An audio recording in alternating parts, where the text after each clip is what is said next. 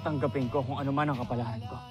Mamatay ako may dangal, kaysa mamatay ako isang sinungal. Sa mga nakatrabaho mo, kanino ka na pinaka na-pressure? For this teleserye, Dito sa Pulang Araw. na-start kay Alden, of course. Kay Alden. Bakit si Alden?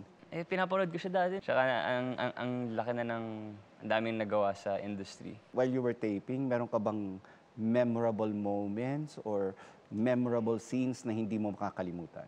Lumayo na kayo. Pumunta kayo ng probinsya. I think on top of my mind right now would be yung scene ko with Alden. I think yun yung pinakamahirap na eksenang ginawa ko in my life.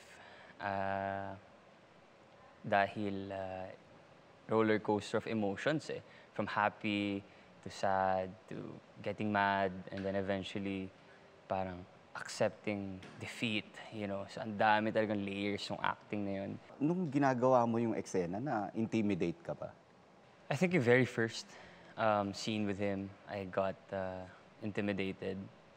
But I just told myself na like, you are here for a reason. Like, you worked hard for this. So why would you get nervous? Dahil kapag mag-overthink ako, eh baka hindi ko mapakita yung kailangan ko maipakita.